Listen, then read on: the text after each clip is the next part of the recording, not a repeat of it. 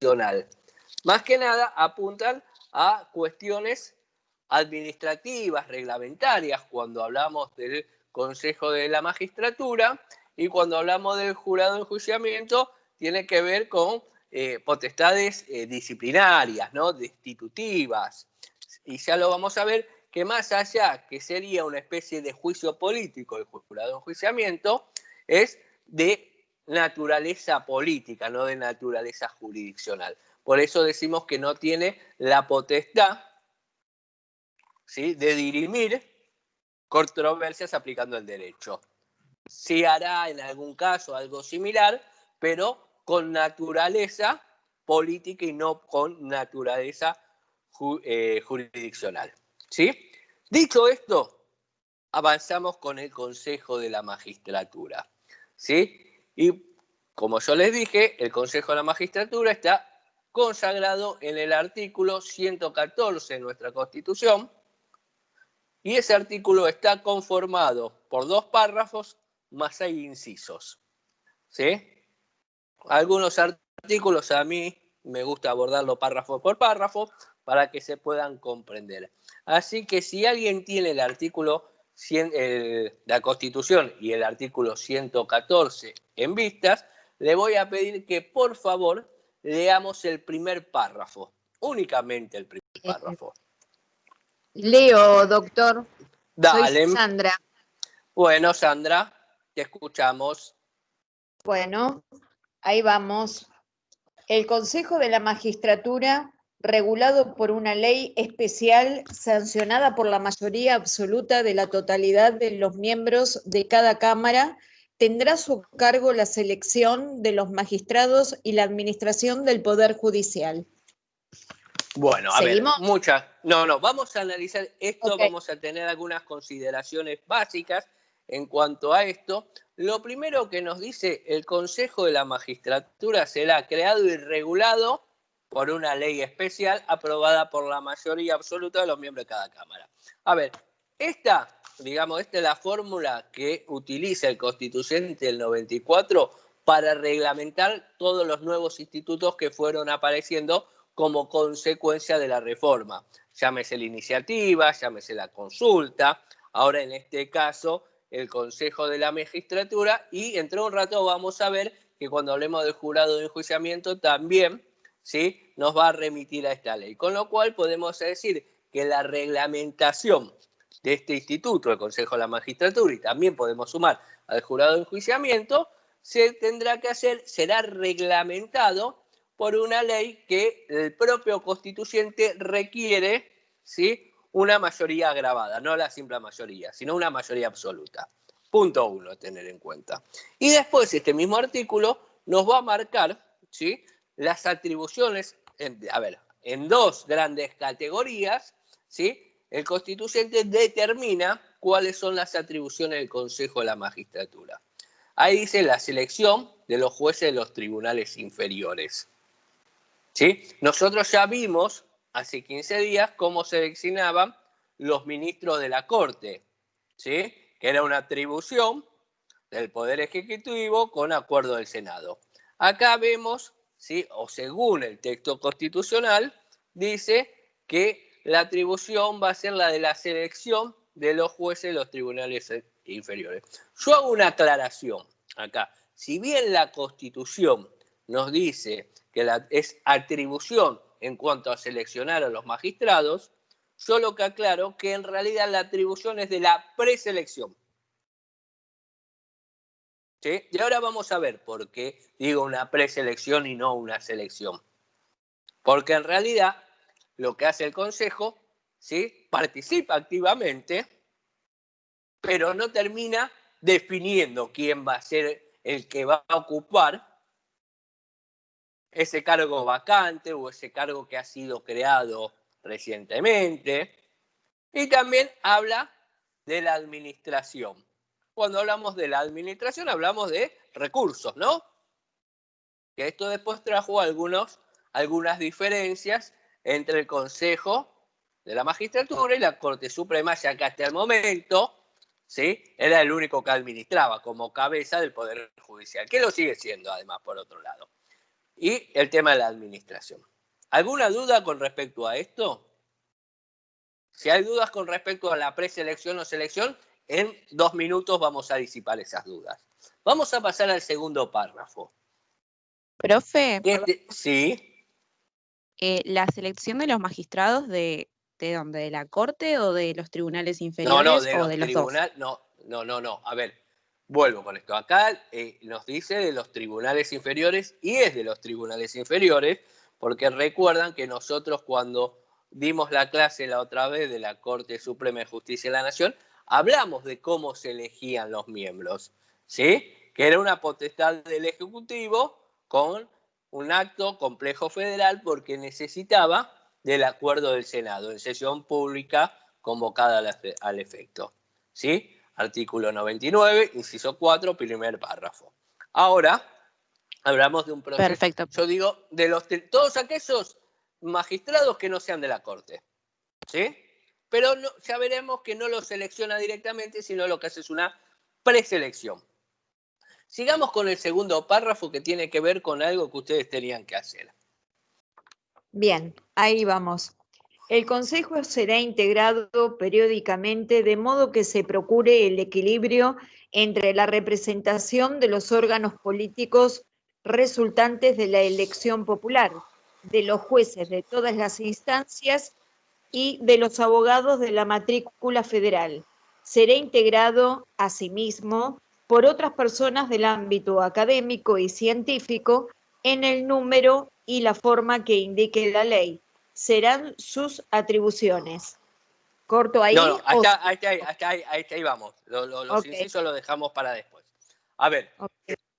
este segundo párrafo viene a correlación del primer párrafo cuando el constituyente ordena al órgano Congreso sancionar la ley que reglamente esta institución.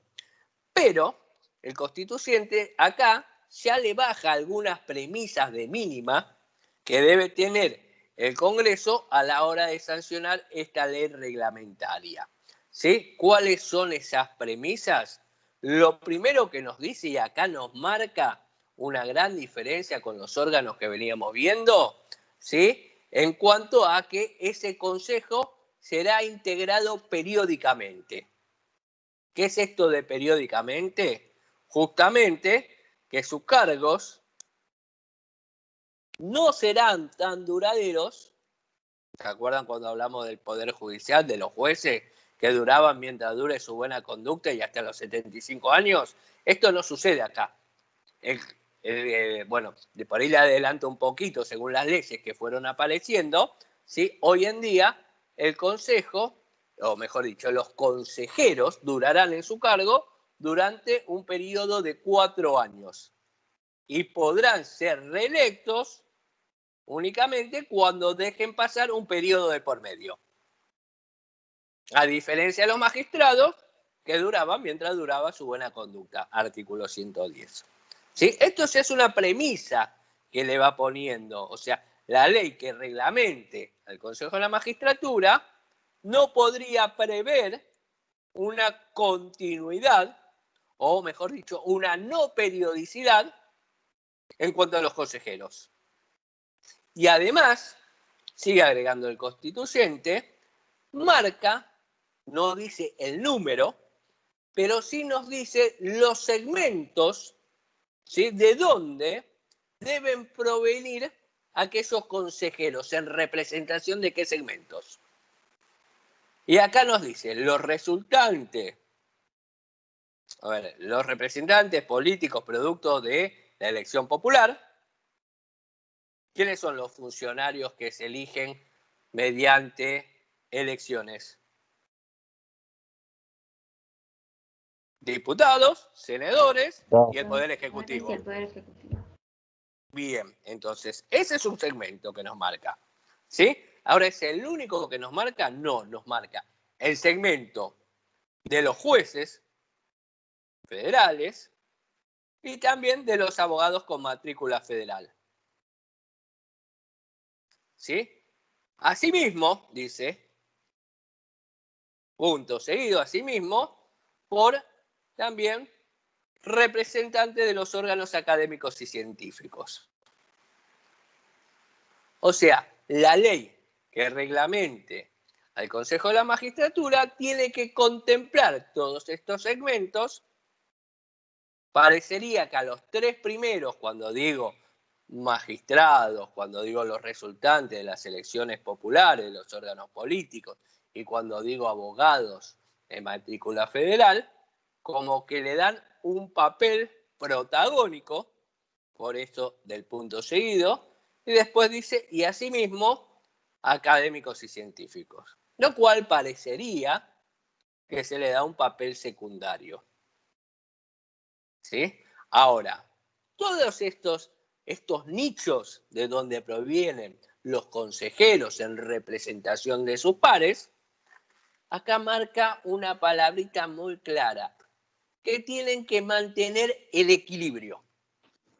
¿Sí? Entonces, ahí el constituyente nos está marcando claramente que el órgano Congreso, al momento de sancionar la ley, debe contemplar todos estos nichos de donde provienen los representantes y al mismo tiempo mantener el equilibrio. Y acá vamos a hacer un parate y nos vamos a ir al fallo Rizzo. ¿Sí? ¿Alguien le suena el fallo Rizzo?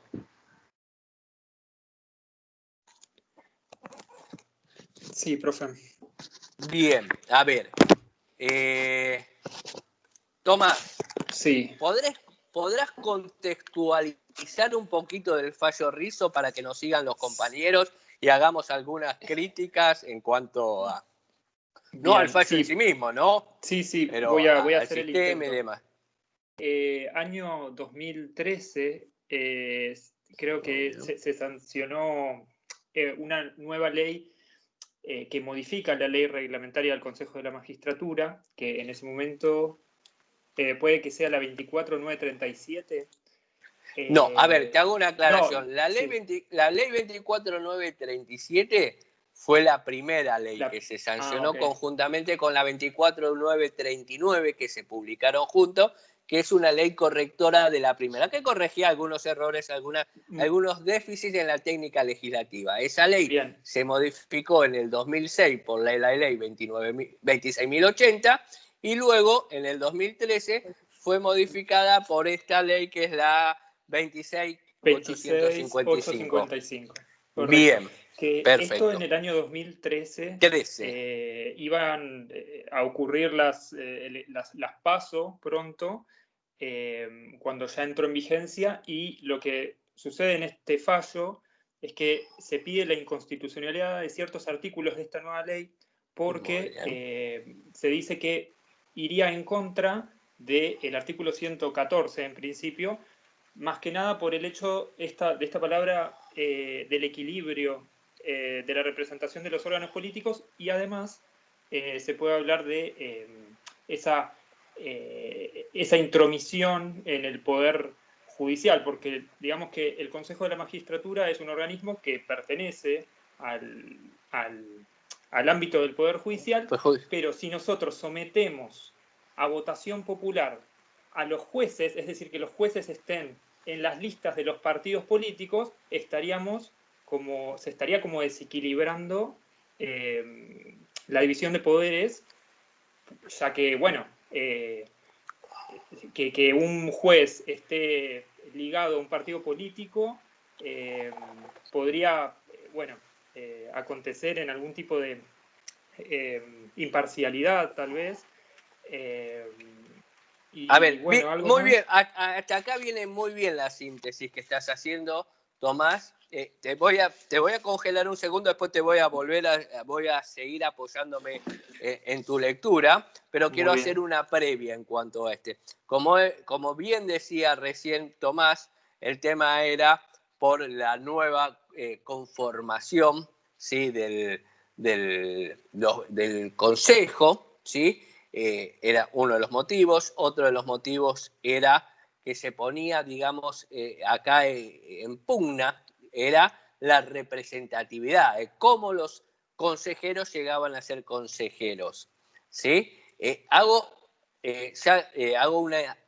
Voy a hacer primero una pequeña, digamos, revisión de cómo se fueron sancionando las leyes. En diciembre de 1999 se sanciona, y acá está para que ustedes entiendan, ¿sí?, cómo viene, digamos, la dinámica de esta ley. Ley, ¿sí?, que se necesita para ser aprobada la mayoría absoluta, o sea, una mayoría calificada.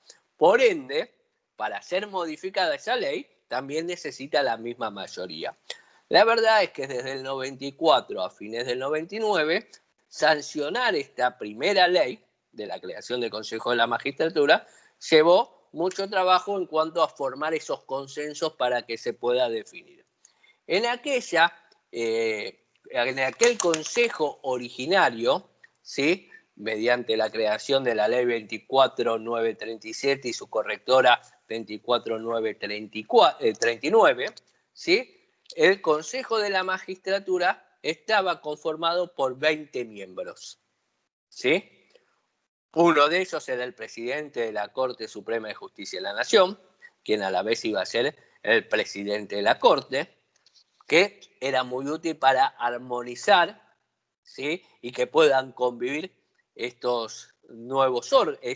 nuevo órgano con la Corte, ¿sí? También estaba compuesta por 4 jueces, por 8 legisladores, por 4 abogados de matrícula federal, un representante del Poder Ejecutivo y 2 representantes del ámbito académico y científico.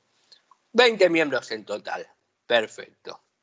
Hasta ahí veníamos bien, con algunas, digamos, roces, chispazos entre el Consejo y la Corte, pero estos chispazos o roces se terminaban armonizando porque el presidente de la Corte era el presidente del Consejo de la Magistratura, entonces podían convivir, básicamente.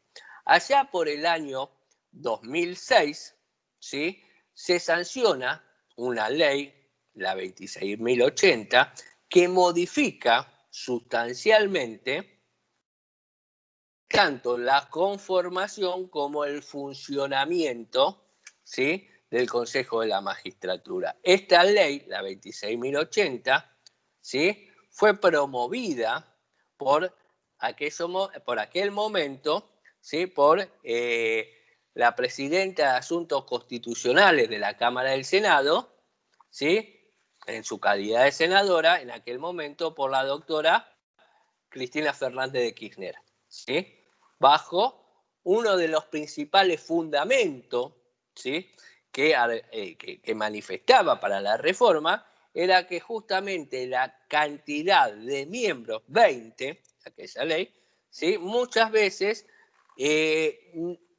tornaba, ¿sí?, de dificultosa toma de decisiones, ¿sí?, por el Consejo de la Magistratura, porque era mucho magistrado, y la imperiosa necesidad de reducir los miembros del Consejo de la Magistratura.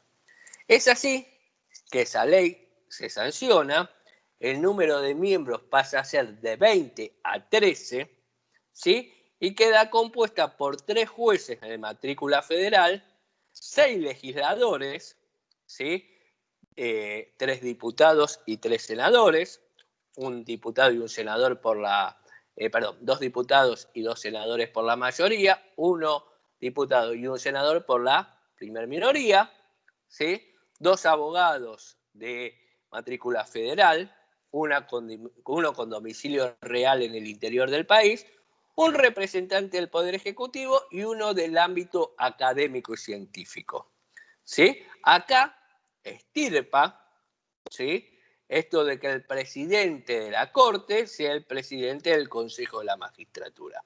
Ahí empieza a haber algunos roces en cuanto a las competencias o a la superposición de competencias, que ya hablaremos cómo termina armonizándose. Pero años después, como decía recién Tomás, en el 2013, ¿sí?, bajo la consigna de la democratización de la justicia, ¿sí?, aparece esta reforma que fue bastante cuestionada, la 26.855. ¿Sí? A ver, en principio, esto de democratización de la justicia, el constituyente justamente acá a la hora de que se elijan, ¿sí?, los consejeros de la magistratura, ¿sí? No querían que sean elegidos por el pueblo, ya que había una representación directamente elegida por el pueblo, que eran los que venían como resultado de los órganos políticos, resultado de la votación popular. O sea, y esta reforma, o sea que bajo la consigna de la democratización de la justicia, lo que ponía de mayor relieve era justamente el número de composición de los miembros, que pasaban de 13 a 19. Prácticamente la cantidad de miembros con que había partido la ley originaria y que la misma bandera política decía que eran muchos. Pero no solo cambia en cuanto al tema de el número de miembros, sino cómo iban a estar distribuidos entre los distintos estamentos aquellos miembros. Ya la ley 26.080, que era la que se estaba reformando con esta nueva ley, muchos constitucionalistas sostenían, y sostienen aún en día, que es inconstitucional. ¿Por qué? Porque fíjense, sobre todo, cuando habla de los miembros académicos y científicos. La Constitución nos habla de miembros académicos y científicos, un académico y un científico. Esta nueva ley interpreta que la misma persona debe representar, ¿sí?, esos dos estamentos. Y además, parecería que va en contra del equilibrio, que ahora vamos a analizar. ¿Hasta acá comprenden lo que yo vengo diciendo?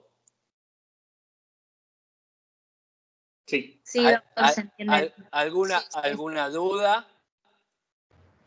Sí, profe, con la primera ley, la de diciembre de 1999, me ¿Qué quedó pasó? duda qué número es. Sí, en la 24.937 Sí, y su correctora 24.939, que se sanciona 2 días después, que viene a emparchar aquella primera ley, y terminan publicándose los dos en el mismo día, entrando en vigencia las dos el mismo día. O sea, siempre nos acordamos de la 24.937 como la ley que reglamenta y la otra como un complemento de esa ley. perfecto. ¿Está bien? Sí, Bien. gracias. Bueno, Sí. hasta acá entonces venimos bien. ¿Sí? Ahora sí te pido, Tomás, si querés continuar con lo que estabas contándole a los compañeros. Bueno, puedo agregar un par de cosas. Sí. Tal vez para destacar que nos habías marcado cuando nos diste a leer esto, Sí. que la Corte habilitó el recurso inter saltum. Digamos Sí. que esto viene del artículo 157 bis del Código Procesal Civil y Comercial, que habilita estos saltos, digamos, como de primera instancia a la Corte en situaciones en las que el riesgo institucional lo amerite. Entonces Bien. acá lo podemos ver y bueno, en base a que se concede este recurso extraordinario, bueno, la Corte va a coincidir en muchas cuestiones con el Tribunal de Primera Instancia, pero principalmente en esto, en que se violaría el equilibrio que tiene o que busca nuestro sistema republicano en cuanto a la no intervención de los poderes. Y también, digamos que, pone en su lugar ciertas cuestiones respecto a quiénes eligen a estos representantes del Consejo de la Magistratura, como por ejemplo, bueno, que los jueces se eligen entre los jueces, que el representante del Poder Ejecutivo lo va a elegir el Poder Ejecutivo, y en cuanto a los abogados, también dejan claro que, bueno, entre el Consejo de Abogados se elijan a la cantidad correspondiente, pero en cuanto a los científicos y académicos, resalta en el artículo 114 de la Constitución la palabra asimismo, que deben tomarla literal, por lo tanto, son personas que complementan este consejo. y bueno, también hay que tener en cuenta que está en otra oración. Tal vez yo creo que es importante. A ver, como un papel secundario, pero necesario al mismo tiempo. Seguramente, sí, porque la Constitución los nombra, o sea, alguna función tienen que tener y es cuestión de interpretarlo. En este caso, lo hicieron por la literalidad. Ahora, en cuanto a la sentencia, a la decisión, bueno, se declaró la inconstitucional del artículo 241830 de esta ley que hablábamos, la 26855, y también del decreto 577 que llama a las elecciones. Bien. Deja en claro que el proceso electoral no va a verse afectado por esta declaración para las demás cuestiones, ¿no?, del Poder Ejecutivo. Y creo que hasta ahí puedo llegar a comentar. Bueno, a ver, Gracias. muy bien, muy bien y muy completo, Tomás. A ver, algunas cuestiones que yo quiero reforzar, ¿sí? Es que sobre todo con este fallo hace hincapié a algunos términos como equilibrio. Y acá le da una interpretación y un alcance al equilibrio que está contemplado en el artículo 114. Equilibrio como no sinónimo de igualdad, sino como un criterio que van a tener que tener los consejeros de buscar consensos a la hora de decisiones. Equilibrio, ¿sí?, en función a que ninguno de esos estamentos o los representantes de los órganos políticos, los representantes de los jueces o los representantes de los abogados, académicos y científicos, no puedan, en la práctica, tomar decisiones por sí mismos, sino que van a tener la necesidad de generar consensos. No habla de equilibrio, no como igualdad, sino como la imposibilidad que un solo segmento pueda tomar decisiones por sí solo. Punto 1. Hace hincapié muchísimo en el tema de representatividad y representación, entendiendo y sobre todo diciendo que en todo caso acá el resultado de la votación popular en los órganos políticos, ¿sí?, ya estaba representado, y en este proceso o dentro de las atribuciones que va a tener el Consejo de la Magistratura, y como aquel que tiene mayor relieve en cuanto a prestar la conformidad o el acuerdo en el Senado, también tienen ahí una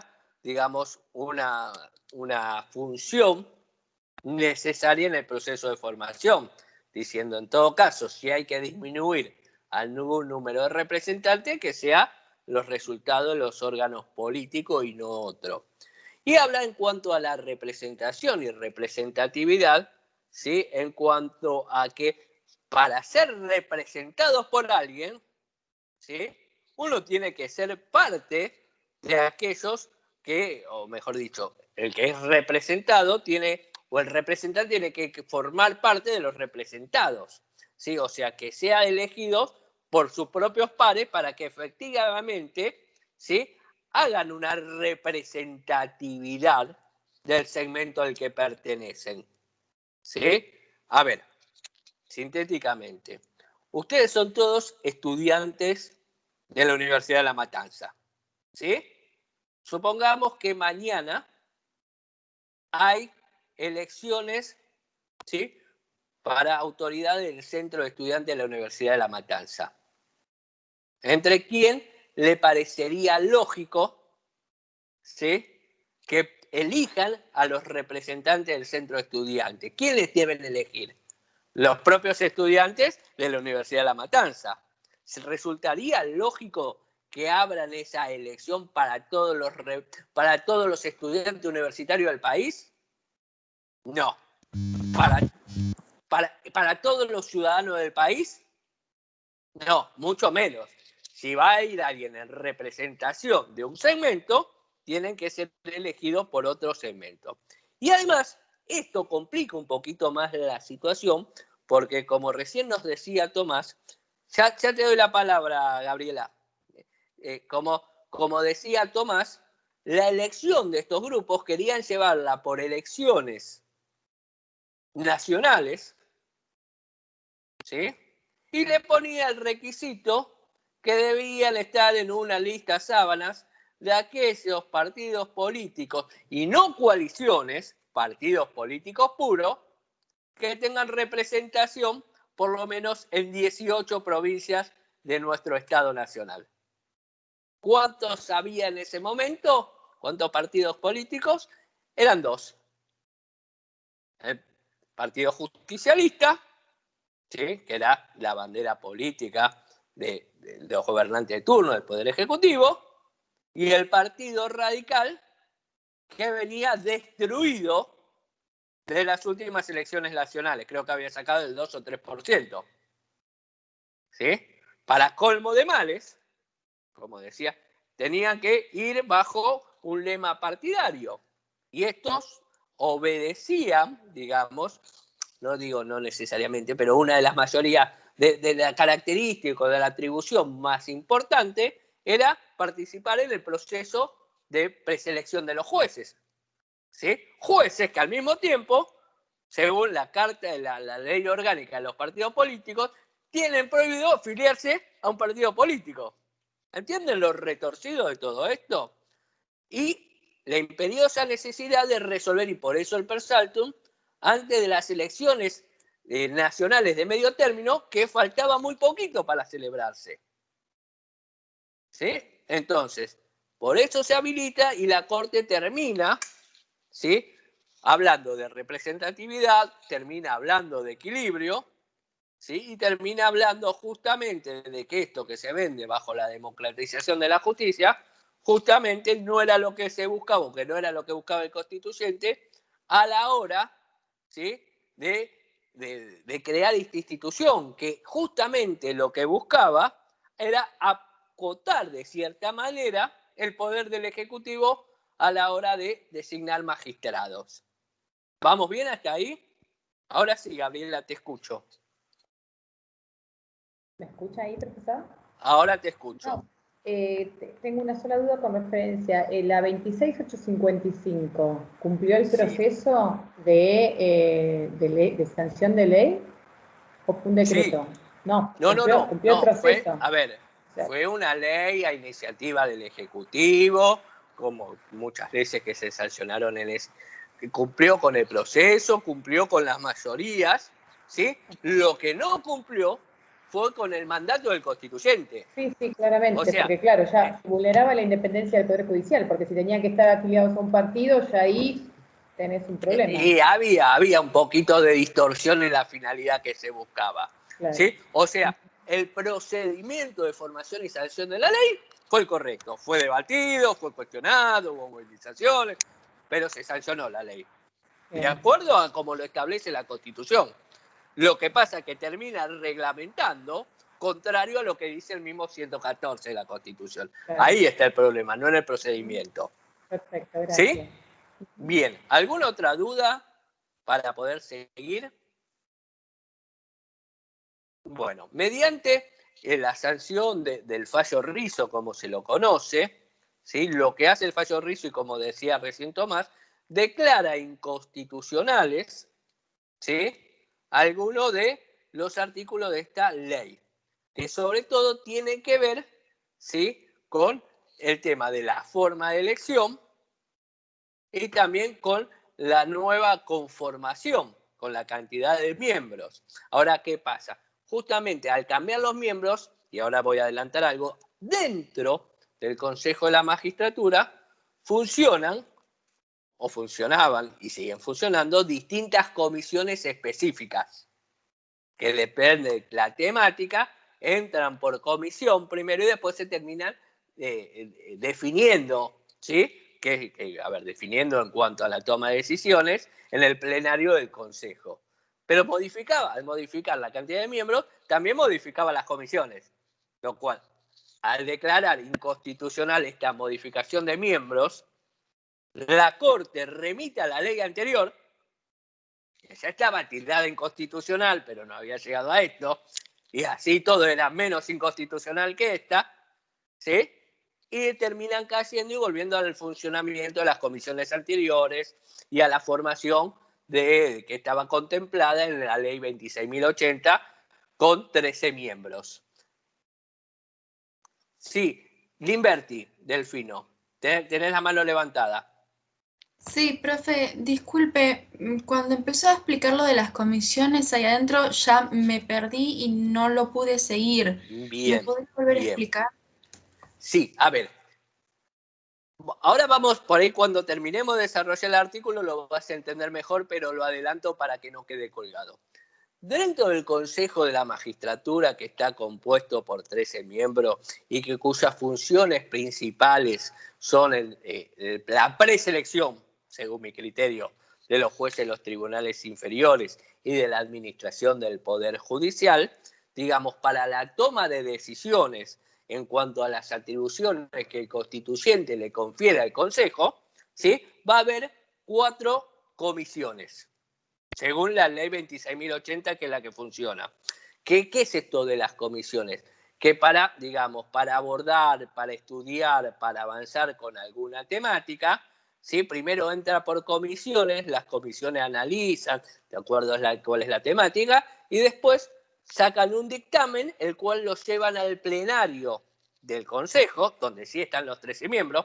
Por ahí las comisiones, hay comisiones de 9, hay comisiones de 7, depende de la comisión, está compuesta por esos mismos, pero que le atribuyen algunas funciones específicas que avanzan con la temática y después lo someten a votación del plenario del Consejo, el plenario de los 13.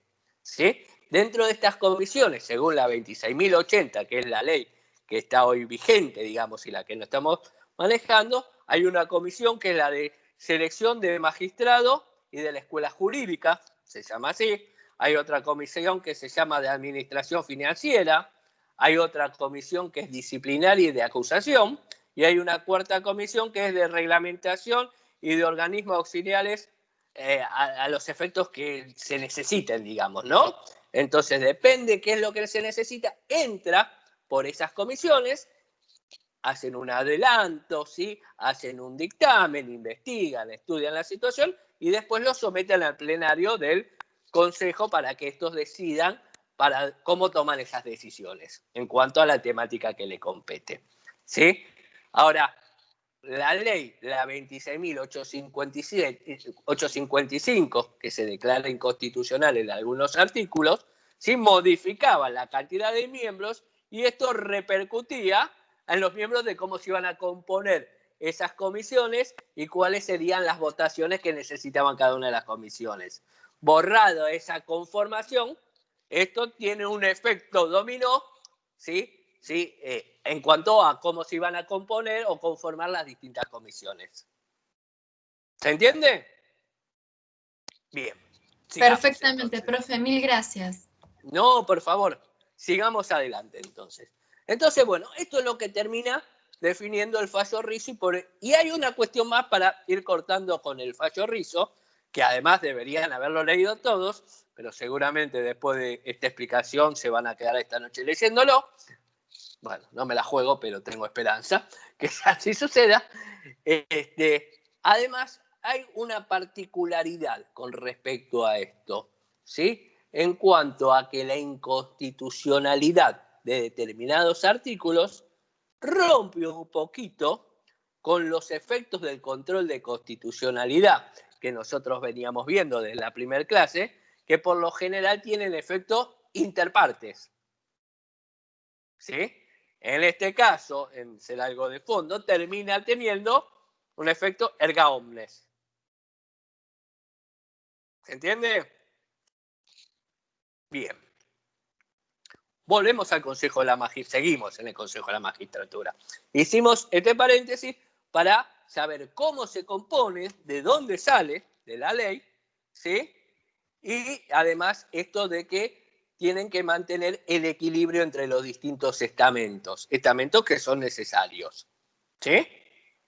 Ahora bien, el artículo 114 continúa después del segundo párrafo y empieza a conferir una serie de atribuciones al Consejo de la Magistratura, ¿sí?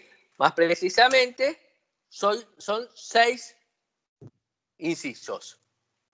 Sí. Y los dos primeros lo vamos a atribuir directamente a lo que en el primer párrafo dice la selección de los magistrados de los tribunales inferiores. ¿Podés leer el primer y el segundo inciso? Creo que Sandra estaba diciendo, ¿no?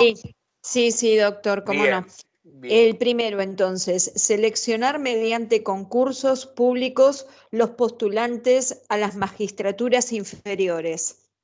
Segundo, emitir propuestas internas vinculantes para el nombramiento de los magistrados de los tribunales inferiores. Muy bien, muchas gracias, Sandra. A ver, y acá vamos a hablar de cómo realmente se terminan designando a los jueces de los tribunales inferiores.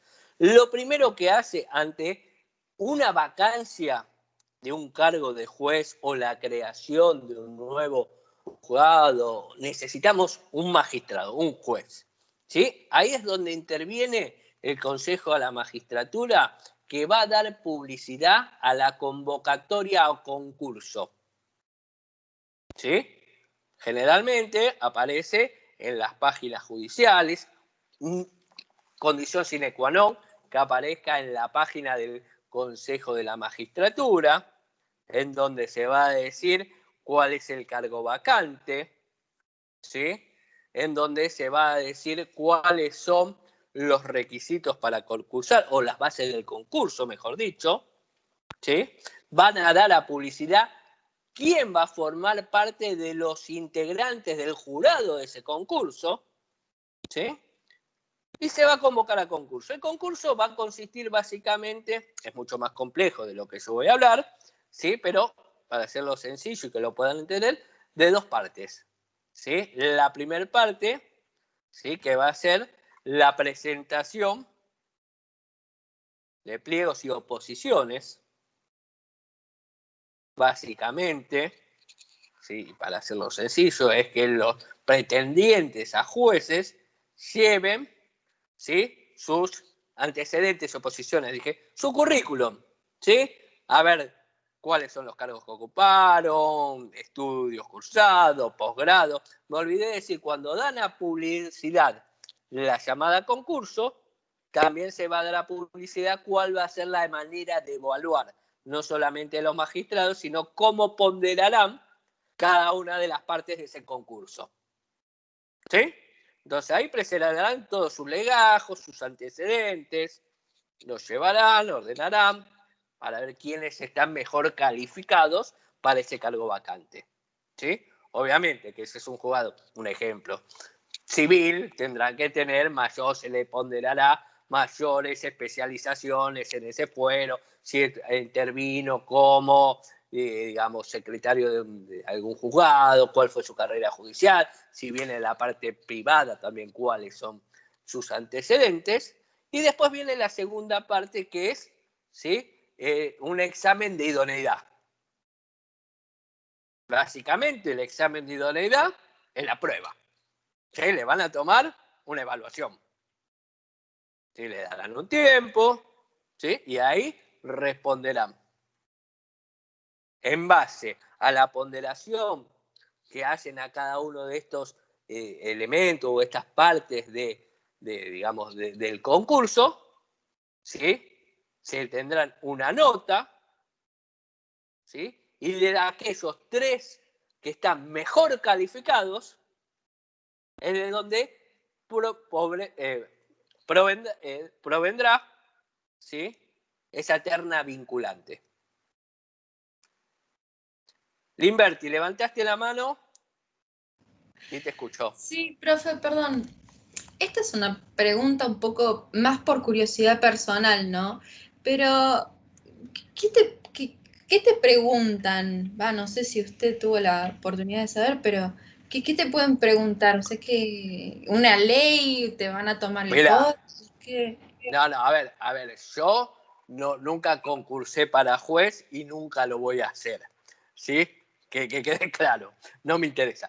Pero a ver, tiene que ver con distintas situaciones, por ahí le plantean un caso, cómo resolverán, cuáles serán las normas jurídicas que invocarán, ¿sí? Tiene que ver con la temática. A ver, no es que le van a preguntar qué dice el artículo 116 de la Constitución ni el 3245 del Código Civil y Comercial, ¿sí? Le harán alguna evaluación bastante más compleja. Yo por lo que he escuchado muchas veces de gente que se ha concursado, y ahí lo tengo a Alejandro, que seguramente nos va a ilustrar muchísimo al respecto, ¿sí?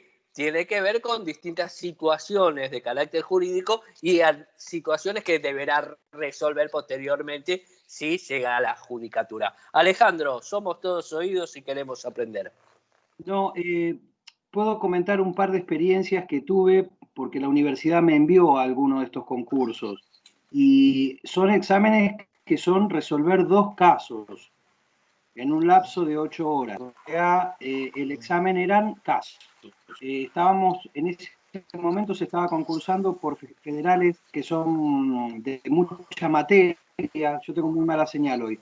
Era un caso civil y un caso penal, porque iban a ser jueces civiles y penales. Entonces, federales, ¿no? Estamos hablando de estados federales. Y eran resolver el caso. O sea, era una sentencia, 2 sentencias en este caso. Esa es la experiencia que puedo contar. Bien, bueno, muchas gracias. ¿Alguien más vi que estaba Muchas con gracias, la mano profe. levantada? ¿Alguien más? Había otra persona que tenía la mano levantada. Bueno, sí, seguimos. Bueno, entonces creo que Limberti quedó claro, ¿no? Más o menos lo que veníamos hablando. ¿Sí? Entonces se llama este concurso y saldrán los 3 mejores evaluados. Eso es lo que nosotros, mejor dicho, la Constitución llama una terna vinculante. ¿Sí? Una vez que está la terna vinculante, el Poder Ejecutivo, o sea, el presidente de la Nación, ¿sí? Como órgano unipersonal, discusión de la semana pasada, ¿sí? Elegirá discrecionalmente, ¿sí? Uno de estos 3, o debería elegir uno de estos 3 para que sea, o sea, y fíjense por qué yo digo preselección, porque en definitiva, digamos, el trabajo del Consejo de la Magistratura en el proceso de selección terminaría acá. Una vez que sale la terna vinculante, es potestad del Ejecutivo, quien, mediante resolución, decreto, por supuesto, fundado, motivado en términos administrativos, ¿sí? Será quien elija al magistrado a ocupar en el cargo. Cuando digo fundado o motivado, tendrá que fundamental por qué la elección. Si es el primero en la terna, esta fundamentación con elegir y decir es el mejor calificado para el cargo, alcanza. ¿Sí? Ahora, el tema es si elija al segundo o al tercero, tendrá que fundamentar más fuertemente esa decisión de por qué eligió al segundo o al tercero y no al primero. ¿Se entiende? Sí, Gabriela, tenés la mano levantada. Sí, o sea que cuando se presenta la terna ya van precalificados, porque si hay el primero, el puesto, el segundo o el tercero, ya hay una precalificación.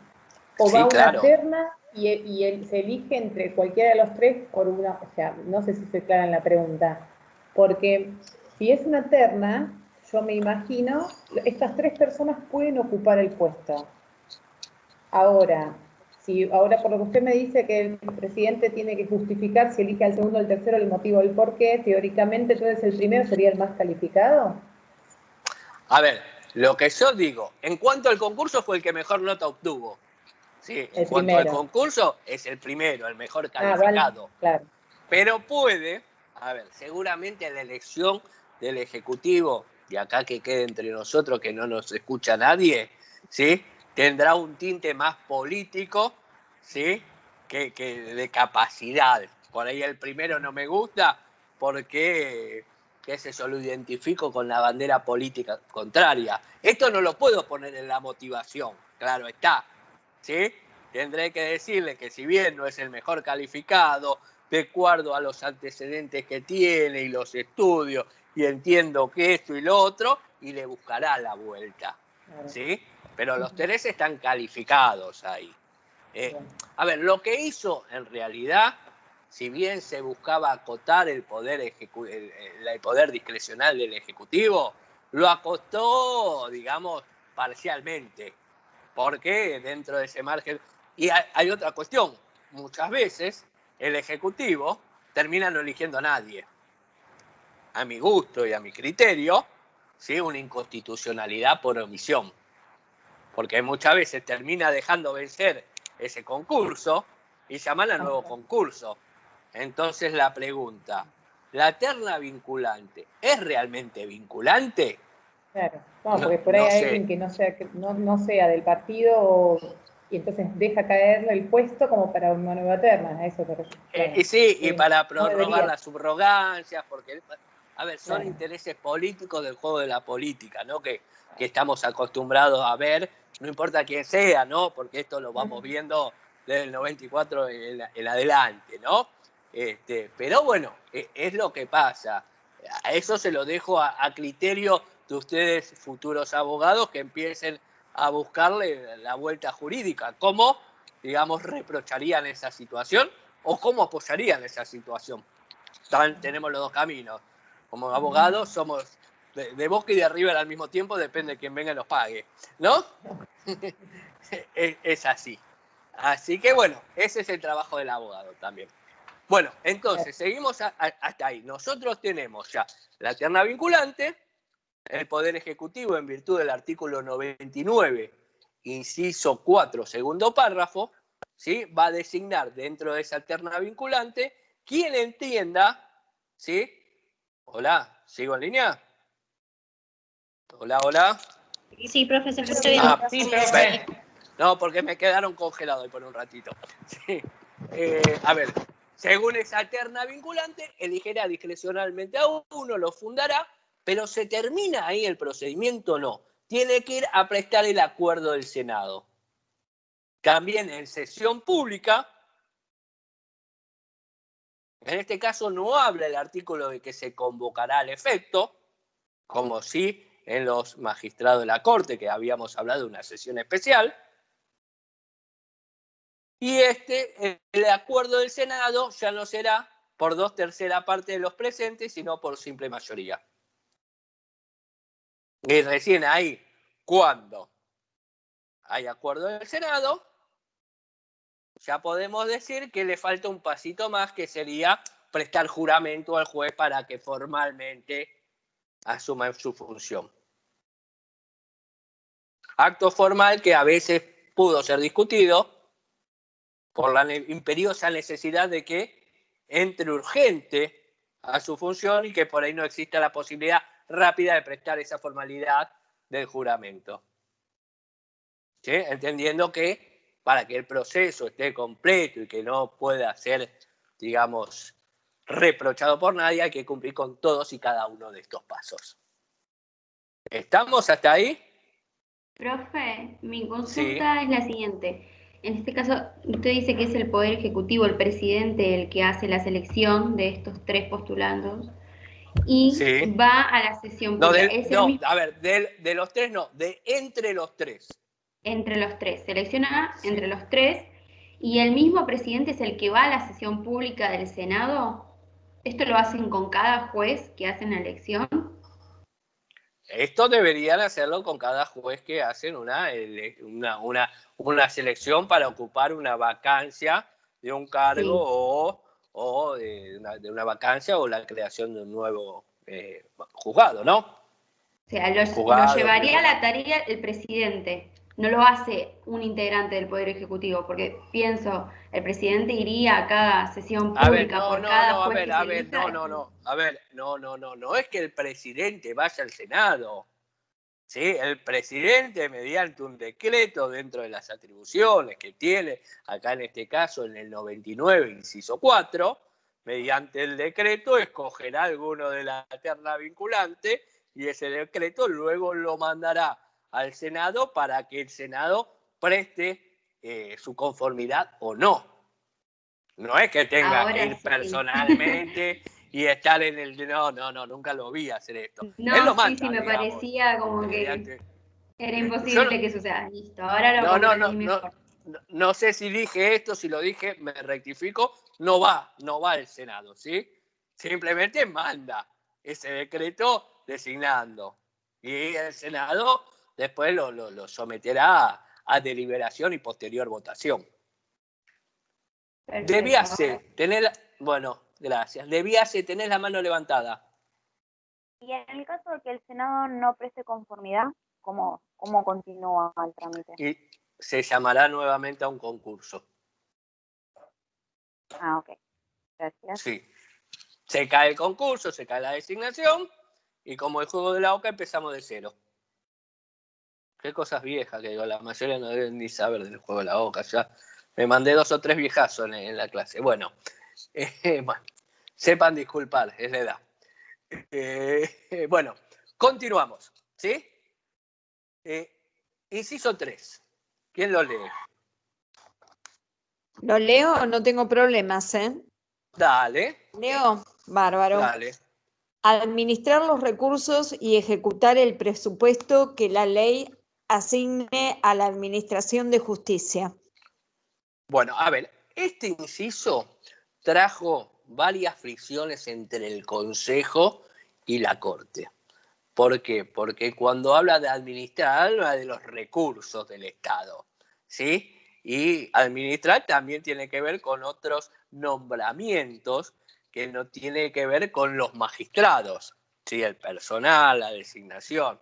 Y acá, digamos, no había habido problema desde el 99, que fue la primera ley, hasta el 2006, porque el presidente de la Corte era el presidente del Consejo, con lo cual podían convivir tranquilamente.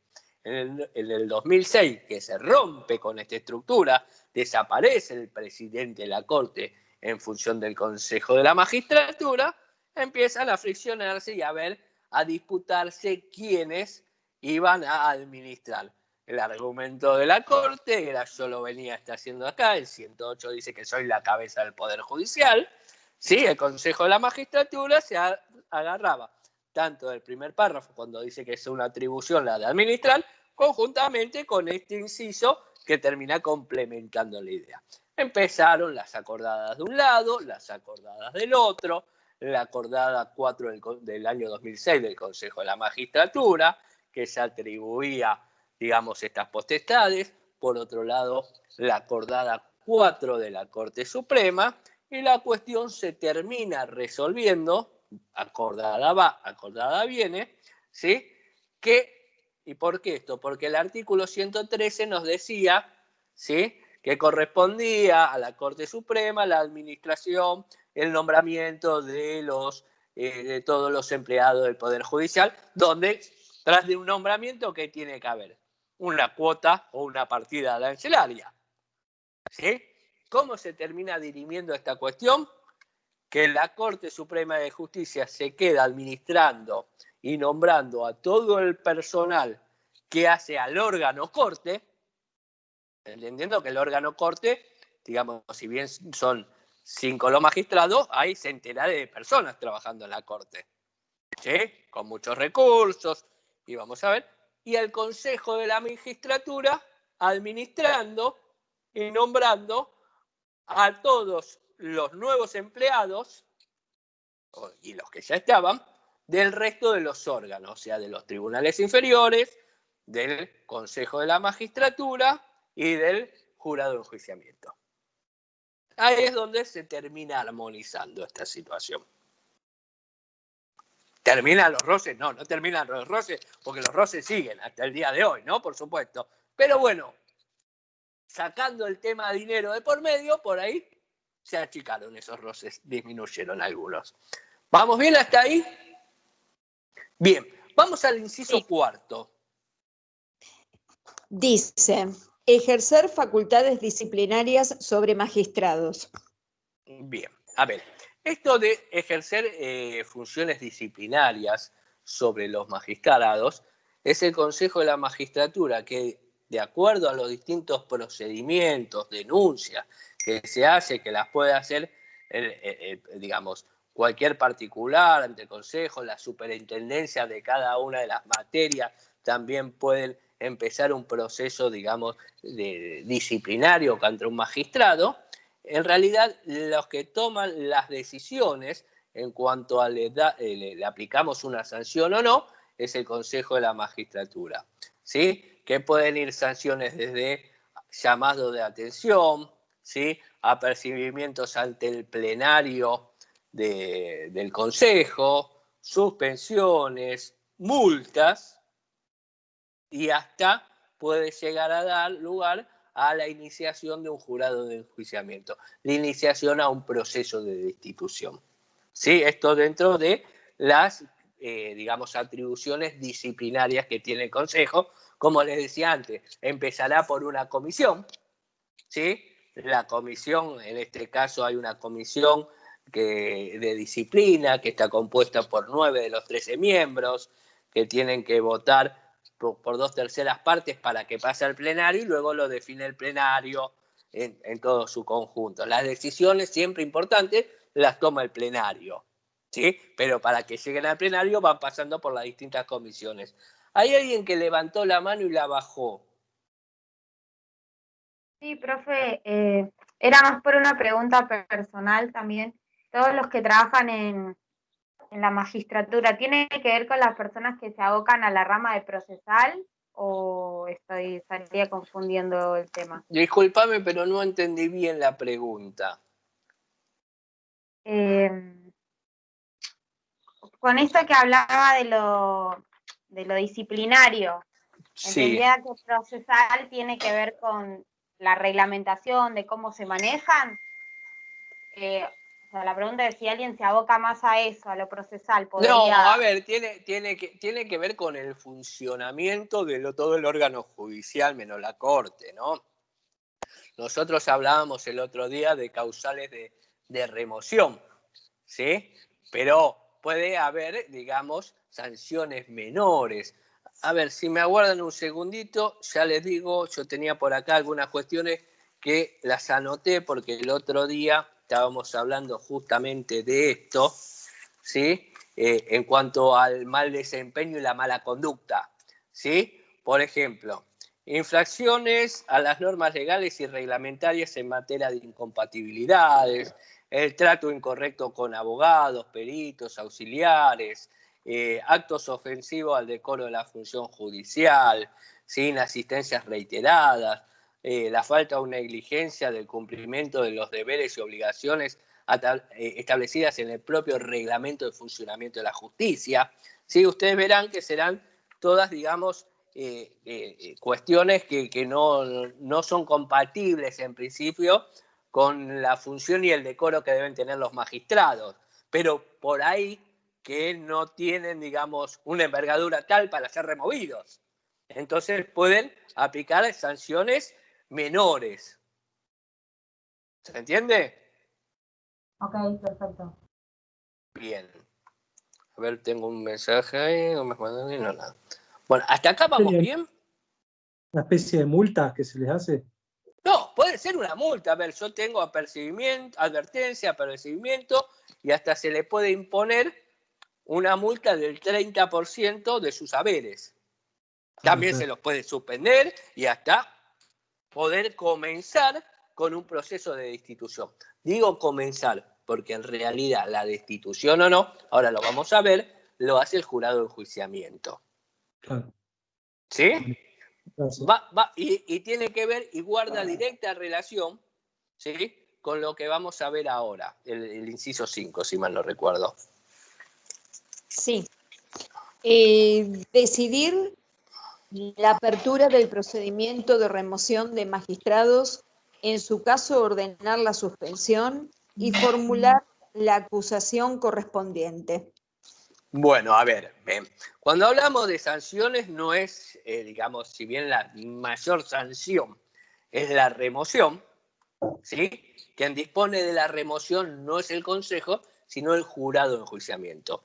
Lo que sí va a hacer el Consejo, ¿sí?, va a poner en marcha este procedimiento de remoción que ante alguna denuncia, ¿sí?, a un magistrado de los tribunales inferiores, comenzará una etapa previa investigativa, en donde inclusive se lo puede llamar al juez que está siendo sometido a esta investigación a hacer su descargo, ¿sí? A que se presente y formule aclaraciones y demás en todo un procedimiento previo que va a estar a cargo, ¿sí?, de la comisión esta de la comisión de disciplina, ¿sí?, que les contaba yo hace un ratito, ¿sí? Entonces va a empezar la comisión de disciplina y acusación, que es así como se llama, comenzará este proceso, votará si hay elementos suficientes, si considera que sí, lo lleva al plenario,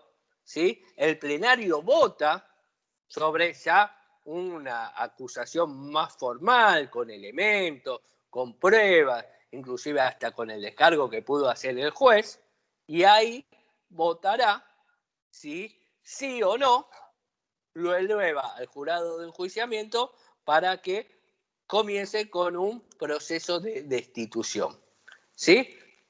Proceso de destitución que es de carácter y con contenido político, no jurisdiccional. Insisto con esto, ¿sí?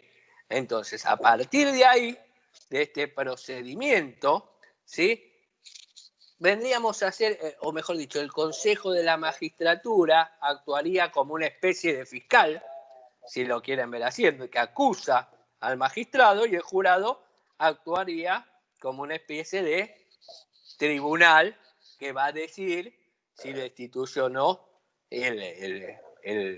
al magistrado, ¿sí? Haciendo un paralelismo con el juicio político. ¿Se acuerdan del juicio político para el proceso de destitución de los magistrados de la Corte Suprema?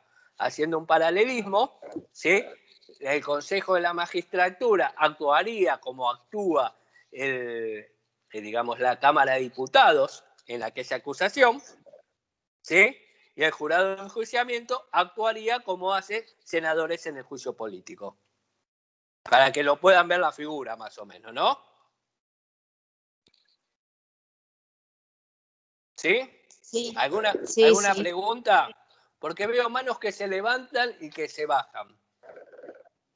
Yo no sé si es un paso nuevo que están tirando ahí con levantar la mano y bajarla, o en el interín voy diciendo lo que se le ocurre a ustedes o después no se animan a preguntar.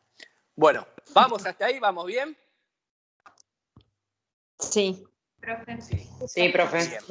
A ver, fíjense, y acá pregunta de parcial, ahí veo cuando anotan todos, ¿sí?, que solemos preguntar nosotros cuál es la incidencia del Consejo de la Magistratura en los cuadros judiciales. La formulamos así porque...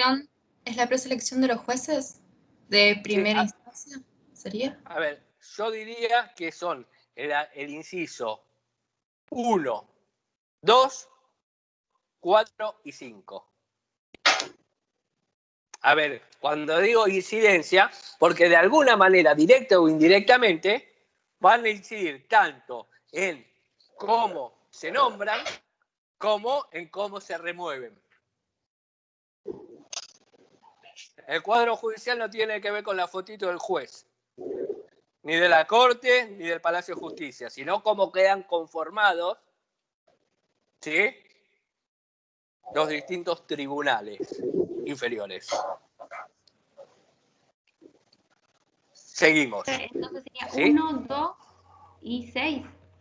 No, 1, 2, 4 y 5. Saquemos el 3 y el 6. El 3 dijimos que tenía que ver con la facultad de administración. ¿Sí? ¿Se acuerdan que dijimos que era reñida esta administración en cuanto a recursos con la Corte? Y ahora vamos a leer el inciso 6.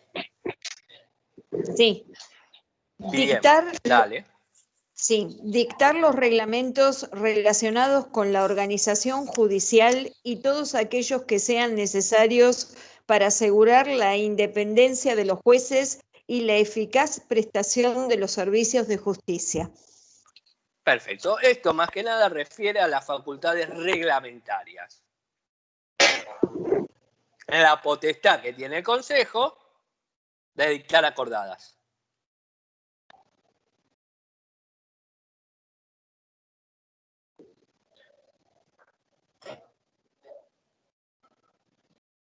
¿Estamos? Sí. Sí, Bien.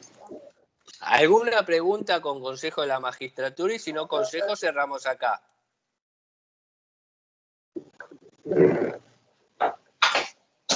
No, por ahora. Bueno, a ver, igualmente, sí, Gómez, Magdalena. No, profe, que estuve ahí espiando un poco la página del Consejo de la Magistratura y hay mucha info y varios documentos que están bastante claros. Ahí colgué un par de, por ejemplo, el de remoción de magistrados, que tiene 4 hojitas. Bastante sencilla la lectura. Es muy bueno lo que vos me estás diciendo y además me sirve a mí para que ustedes tomen conciencia de la importancia.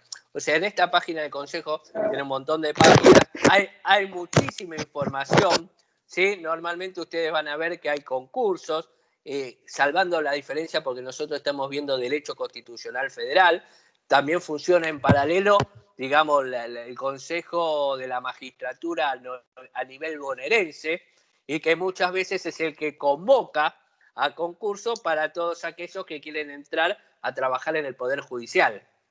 No sé si alguno se habrá notado alguna vez en esos concursos para el Poder Judicial de la provincia, que es uno de esos. Lo mismo pasa con el Ministerio Público de la provincia o con el de Nación. Sí, ahí es donde se publicita. Y además, a esto apuntaba, fíjese, no sé si algunos de ustedes trabajan en un estudio jurídico o en algo relacionado con las causas litigiosas. Fíjense que, por ejemplo, el PJN, que nosotros conocemos y vemos las causas virtuales, ¿sí? Es una página que está organizada y administrada por el Consejo de la Magistratura. La página del PJN es del Consejo, la maneja el Consejo. Por ejemplo, para decirle, entre tantas otras cuestiones. Bien. ¿Vamos bien hasta ahí? Bueno, a ver, si igual después hay alguna duda, algo, escríbanla, porque se las olvidan, y me la mandan por mensajería, o la clase que viene, nos tomamos como siempre algunos minutitos para aclarar aquellas cuestiones que no quedaron de todo claro. ¿Por qué digo esto? Porque vamos a comenzar con el artículo 115, que nos habla del Consejo de la Magistratura. También un instituto nuevo, de creación mediante la reforma del 94, ¿sí? Viene aparejado y está estrechamente ligado con el Consejo de la Magistratura. Sí, Gabriela. ¿El Consejo no es el jurado en funcionamiento, el 115? Sí, eso quise decir, que dije Consejo de la Magistratura. No, por eso, sí, no, perdón. No, puede que haya dicho yo que me haya colgado con el Consejo y quede con el chip Consejo. No, estamos hablando del jurado de enjuiciamiento, que quede claro. Perdón, gracias. No, perdón ustedes si dije Consejo y los estoy confundiendo. Pero estamos hablando del jurado de enjuiciamiento, que va a tener una dependencia en cierta manera con el Consejo de la Magistratura. Y ahora vamos a ver por qué. De hecho, porque el Consejo, mejor dicho, el jurado de enjuiciamiento no entrará en funcionamiento si el Consejo de la Magistratura, a iniciativa de la Comisión de Acusación y de Disciplinaria y de Acusación, no le envía un juez para hacer, digamos, o para someterse en este procedimiento de destitución. ¿Sí? Es un órgano que depende entonces de que se lo solicite. No, a ver, no es que depende. Es autónomo e independiente, pero en cierta manera el jurado... A ver, lo primero que tenemos que aclarar, y antes de entrar en la lectura, ¿sí? Que la atribución que tiene el jurado de enjuiciamiento es destituir o no a un magistrado. ¿Sí? Pero para que entre en funcionamiento en este proceso de destitución o no del magistrado, necesita que mediante, o mejor dicho, a iniciativa de la comisión del Consejo, la Comisión Disciplinaria y de Acusación, y después, por disposición del plenario del Consejo, le mande a alguien para destituir. O sea que esa es la función. Por eso actúa como fiscal. El que actúa como el fiscal sería el Consejo de la Magistratura. El jurado de enjuiciamiento Claro, claro. lo que hace, funciona como una especie de tribunal. Digo como una especie porque por ahí nos confundimos con la actividad jurisdiccional, que no es este. Si bien es un juicio, porque vamos a ver que aquel que está siendo acusado, sometido a este proceso, tiene todas las garantías del debido proceso, pero en su sustancia no es una causa justiciable, sino es un acto de naturaleza política. ¿Se entiende? Cosa, y por eso vuelvo. Si bien son independientes en cuanto a funcionamiento y demás, va a depender del Consejo de la Magistratura que le envíe, ¿sí?, algún magistrado para que se lo someta a este procedimiento. ¿Estamos? Bueno, vamos a leer el artículo 115 de corrido.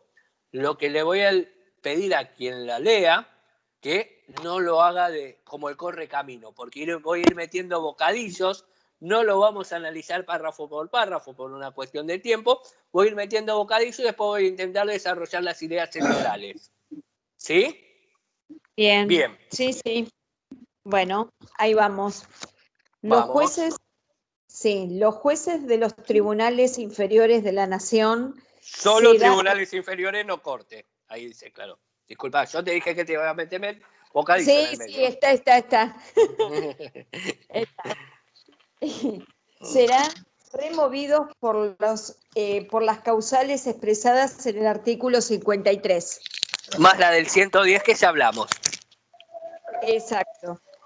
Bien. Por un jurado de enjuiciamiento integrado por legisladores, magistrados y abogados de la matrícula federal. 3, nada más. 3 estamentos. ¿Sí? Sí. Vamos. Su fallo, que será irrecurrible, no tendrá más efecto. Vamos a discutir la irrecurribilidad del fallo. Ok. Vamos, sí. Entonces, su fallo, que será irrecurrible, no tendrá más efecto que destituir al acusado. Bien. Pero la parte condenada quedará, no obstante, sujeta a acusación, juicio y castigo conforme a las leyes ante los tribunales ordinarios. Bien.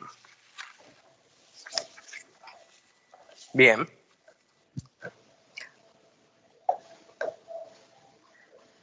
¿Sigo? ¿Acabó ahí? Sí. Ese párrafo sí. Continúa. Sí, no, ahora. Sí, el artículo, sí. Sí, no. Ahí vamos, con el segundo. Corresponderá archivar las actuaciones y, en su caso, reponer al juez suspendido. Si transcurrieren 180 días contados desde la decisión de abrir el procesamiento de remoción sin que haya sido dictado el fallo. ¿Sigo, doctor? Sí, vamos al último párrafo. Sí, seguí porque... Bárbaro. En la ley especial a que se refiere el artículo 114, se determinará la integración y procedimiento de este jurado. Bueno, bien. Vamos a empezar por el final. Este último párrafo que nos remite a la ley que se sancionará con el efecto para crear el Consejo de la Magistratura. En la misma ley se reglamentará tanto el Consejo de la Magistratura como el jurado de enjuiciamiento, ¿sí? En aquella primogénea ley, la 24937 y su modificación, nos hablaba de 9 miembros, ¿sí? 3, y acá los estamentos son más reducidos. Si bien no utiliza en este artículo el término equilibrio, ya te doy la palabra, Gómez, ¿sí? Si bien no lo utiliza, aquella primera formación del jurado de enjuiciamiento contemplaba 3 jueces, 3 abogados, ¿sí?, y 3 funcionarios procedentes de los órganos políticos. Más que equilibrio, estaban en un plano de igualdad, ¿sí? Luego, cuando se modifica mediante la sanción de la ley 26.080, baja el número y la composición de los ministros, ¿sí? Y pasan a ser de 7, 2 jueces de Cámara, uno radicado en el interior del país, 2 senadores y 2 diputados. Sigue teniendo preeminencia, acá le sube el número, ¿sí? De 3 a 4, uno por la mayoría y otro por la primera minoría. Se repite lo mismo en diputados y en senadores, ¿sí? Y un abogado de matrícula federal, ¿sí? Que serán nombrados por única vez, mejor dicho, no serán nombrados, serán sorteados los representantes y podrán ejercer su función por única vez, salvo el caso que todos los que estén en la lista, en la representación, se hubieran ocupado el cargo y ahí se podría eventualmente repetir la designación. ¿Sí? Por Bien. única vez, perdón, sería para Sí. ese caso. Para ese caso y después No. sortear. Por única vez puede ser una persona que compone el jurado de enjuiciamiento. Yo, como abogado de matrícula federal, si tengo la suerte de ser sorteado, ¿sí?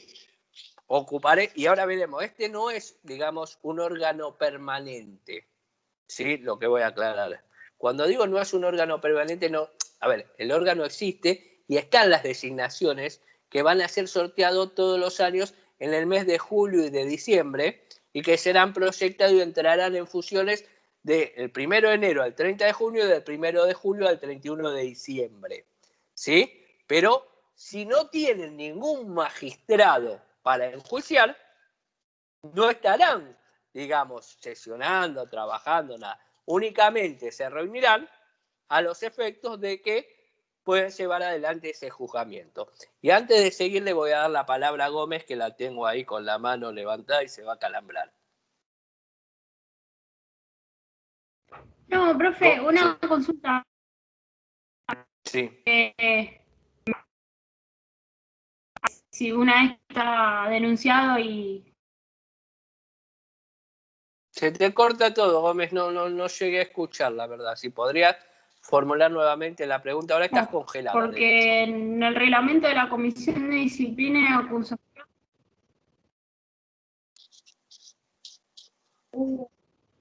Qué lástima, se corta. Sí. ¿Me escucha ahí?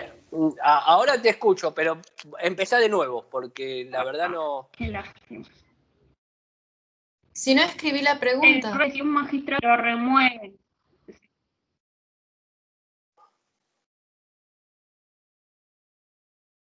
Sí, mejor lo escribo. Dale, escribilo y después alguien me la lee, ¿sí? A ver, Limberti. Sí, profe, a mí me quedó una duda con el tema de que si van a elegir por única vez, o sea, ¿que solo una vez en la vida pueden ser electos para eso? A eso estaba apuntando. Yo decía, ¿sí? Yo tengo matrícula federal, ¿sí? Entonces, cada vez que se va a sortear en los meses de julio y de diciembre para las próximas composiciones del jurado de enjuiciamiento, supongamos que tengo la suerte de salir designado para el jurado de enjuiciamiento que entrará en funciones el 1 de enero del 2021. ¿Sí? Se junte o no, el tribunal tenga o no que hacer, ¿sí? Mi mandato se va a acabar el 30 de junio. Yo, de esa lista de todos los abogados con matrícula federal, a mí me van a sacar de ese bolillero porque yo ya fui designado, ¿sí? Hasta que todos los abogados de matrícula federal pasen por eso. Imposible eso como abogado. Tal vez, digamos, en los jueces federales tienen una posibilidad más cercana, ¿sí? Tal vez en los diputados o en los senadores cuando hablamos de los partidos mayoritarios. Pero una vez que yo ya fui designado, no puedo volver a ser designado por sorteo, ¿no? Esta designación es por sorteo, hasta que todos los que estén en la misma condición hayan sido designados. ¿Sí? Ahora vuelvo con esto mientras Gómez escribe y le voy a intentar contestar a Gómez, sí, lo que escriba, si puedo, ¿no? Por supuesto. No, hay cosas que por ahí me pregunto y no sé. Puede ser que no las sepa o que...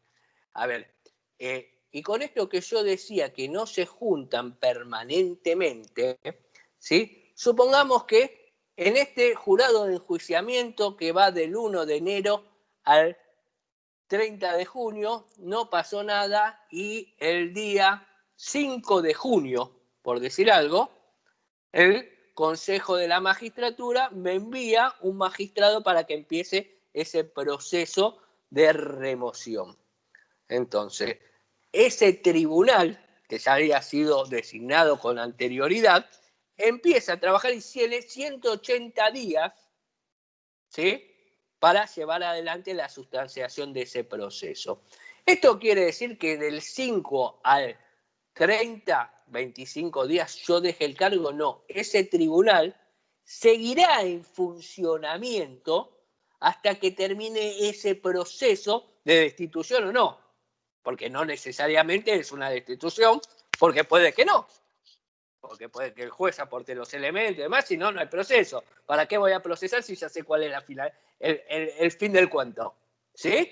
Entonces, si yo voy a continuar, continuaré y por ahí terminaré en septiembre, en octubre. No obstante eso, el 1 de julio, por decirlo de alguna manera, entra en guardia otro tribunal, otro jurado de enjuiciamiento. Quien tal vez el 2 de julio le entre una causa y puede haber dos causas paralelas con dos tribunales paralelos. Pero es como los que están en guardia durante esos periodos. ¿Se entiende? Bien. Vamos con la pregunta de Gómez. En este documento está bastante claro el procedimiento. No, esa no es. No sé si has escrito la pregunta, Gómez, o no. No la veo, yo no me llega todavía. ¿Sí o no? ¿Sí o no? No, dice, profe. No. Está bien, porque la estoy buscando y no la encuentro. Hasta ahí venimos bien. Algunas anotaciones que yo venía haciendo a medida que escuchaba, como leían ustedes el artículo, ¿no? Dice, bueno, los desestamentos, que acá no menciona el equilibrio, que sí, la primera composición no solamente era equilibrada, sino que era igualitaria, ¿sí? Después, otra cuestión que yo anoté acá, el tema de los efectos, ¿sí?, que creo que nos habla en el segundo párrafo o en el tercero, ¿sí?, que dice los efectos será la destitución. Acá marca una diferencia con los efectos del juicio político que también podían conllevar a la inhabilitación para ejercer funciones públicas. ¿Sí? Acá no lo sostiene esto, pero aclara, si bien el artículo del juicio político no lo aclara, pero también son susceptibles, que los magistrados, independientemente del resultado de este jury de enjuiciamiento, pueden ser sometidos, como cualquier habitante, a un proceso ordinario por las acciones que ha cometido. ¿Sí? Pero no incluye la inhabilitación. Otra cuestión que anoté y que dije no vamos a discutirlo, es que la decisión será irrecurrible. A ver, ustedes saben que este es un acto de naturaleza política y como acto de naturaleza política y, digamos, hasta digamos, a larga data se venía sosteniendo que no eran susceptibles, ¿sí?, de judicializar estas cuestiones, ¿sí? Ahora bien, la Corte viene flexibilizando y digo yo, independientemente de lo que diga, siempre podrá ser sometida esa decisión, ¿sí?, a un control de constitucionalidad ante la Corte por dos cuestiones: por faltar al principio de legalidad o faltar al principio de razonabilidad. Cuando digo legalidad, que la acusación no haya, digamos, no haya sido emanada mediante el procedimiento constitucional establecido, o que la causal no sea dentro de las establecidas para ser removidos, ¿sí? O que la resolución no guarde el mínimo principio de razonabilidad en cuanto a lo que se, digamos, sustanció en ese proceso de destitución, ¿sí? Porque ya que si bien no es un proceso judicial, el magistrado que va a ser acusado y que se pretende remover va a gozar de todas las garantías del debido proceso, ¿sí? Con lo cual, como todo proceso, tiene que haber, ¿sí?, acusación, defensa, prueba y sentencia, prueba y resolución. Si al magistrado no le dejan ejercer ese derecho a defensa, estaría violentando principios constitucionales. ¿Se entiende? Bien. Y otra cuestión, ¿sí?, que escuché por ahí, que esto es nuevo y me hizo ruido hoy cuando estaba leyendo un poquito en la Constitución misma, que dice que pasados los 180 días, ¿sí?, si no hay una resolución, ¿sí?, el jurado de enjuiciamiento debe reponer en su cargo al magistrado. ¿Sí? A ver, y esto, por ahí lo que estoy diciendo es producto de una conclusión, digamos, apresurada, porque yo hasta el cuatrimestre pasado venía sosteniendo que cuando un magistrado llega a un jury de enjuiciamiento, muchas veces llega suspendido dentro de las atribuciones disciplinarias que tiene el Consejo de la Magistratura, de acusar y de suspender. ¿Sí? Lo que yo siempre decía, si el jurado de enjuiciamiento, ¿sí?, viene, digamos, el jurado de enjuiciamiento no destituye al magistrado, ¿sí?, el magistrado va a conservar su cargo, pero lo que decía, ojo, que el que lo suspendió fue el Consejo de la Magistratura, entonces el que lo tiene que levantar la suspensión es el mismo Consejo de la Magistratura. De hecho, ha pasado en algunas oportunidades que tenían que ir a pedir una solicitud formal de levantamiento de la suspensión, porque el Consejo de la Magistratura, que entendía que debería ser removido, veía fracasadas sus expectativas ante la no remoción del jurado de enjuiciamiento. ¿Sí? Ahora, si nosotros volvemos a leer el párrafo ese, que tendrá que reponer al juez en su cargo, considero que también estaría haciendo una lectura literal del artículo, facultado para levantar esa suspensión. Leemos nuevamente esa parte y a ver qué opinan ustedes.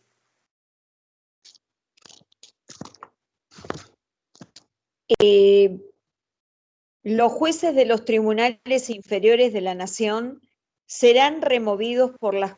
No, es el segundo o el tercer párrafo. El segundo. Vamos sí. Bueno. Corresponderá a archivar las actuaciones y, en su caso, reponer al juez suspendido. Si transcurrieren... ahí estamos. Si entiendo que corresponderá reponer al juez suspendido, se podría argumentar como abogado y con mi visión de abogado que tengo. El cargo.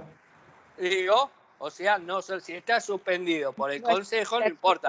Vos acá te podés agarrar de la letra literal de esto y si yo tengo atribución para reponerlo, tengo la atribución para levantar esa suspensión. Esto es nuevo, novedoso para mí. Hoy leyéndolo se me ocurrió con esta visión.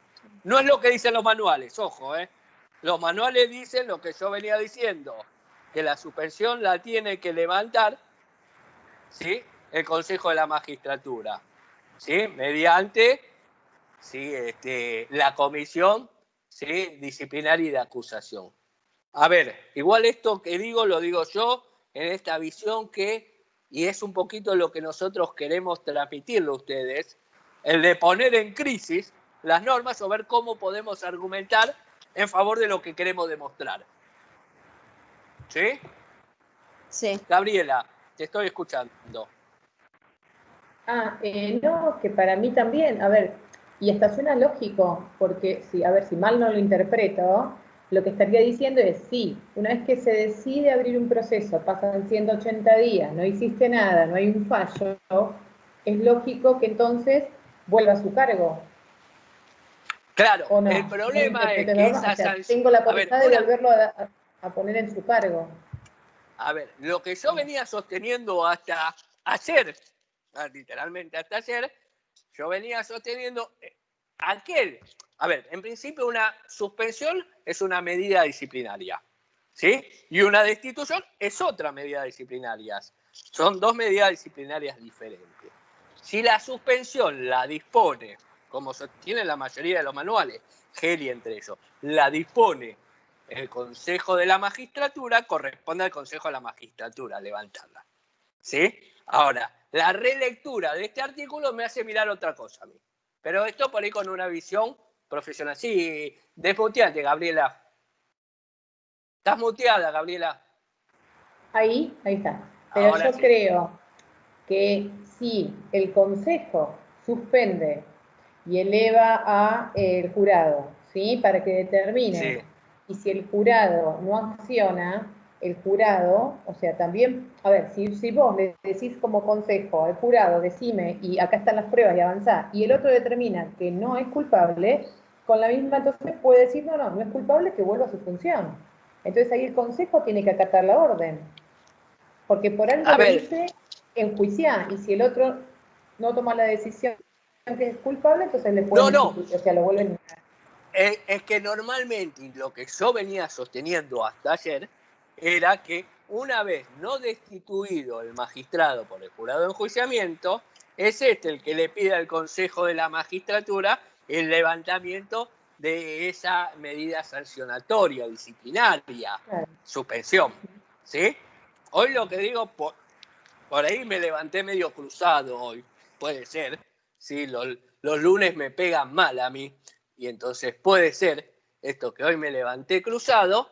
Hoy vi otra cosa, leí este artículo y dije, mira, si yo sería abogado de algún magistrado, iría por este lado para pedir que directamente el jurado, dentro y avalándome en la literalidad del texto constitucional, reponga y reponer es reponer, no reponer con suspensión. Es empezar a reanudar tu actividad jurisdiccional. Pero es una locura. Igual esto no vamos a preguntarlo. Quédense tranquilos. Esto es algo que yo vi hoy y una nueva lectura y tiene de esto de poder, cada vez que vamos leyendo la Constitución, encontrando nuevas aristas para agarrarnos o argumentar jurídicamente, depende de lo que, digamos, la meta que nos proponemos. ¿Sí? A ver, yo voy a ir cerrando por una cuestión horaria. Me quedaría hablando un buen rato más de esto. Pero antes y aparte de cerrar, dice archivar las actuaciones, aparte también. O sea, archivar y reponer a la persona en su cargo. Exactamente. Es una nueva lectura esto, pero bueno, por ahora somos la doctrina minoritaria. Hasta el momento era yo y por lo que escucho te sumo a vos. Ya somos dos. ¿Sí? Que alguno se quiere sumar, podemos hacer más fuerza para el futuro. Así que, bueno, ¿alguna pregunta, alguna duda, alguna sugerencia? Profe, entonces el plazo de caducidad sería 180 días. Sí, a ver, bien, por ahí no avancé por una cuestión de tiempo con el procedimiento. El procedimiento es así. Una vez que el plenario del Consejo de la Magistratura si decide que se va a llevar a un jurado de enjuiciamiento a determinado magistrado, al mismo tiempo esa resolución se lo notifica al juez en su público despacho, en donde tiene el asiento su tribunal.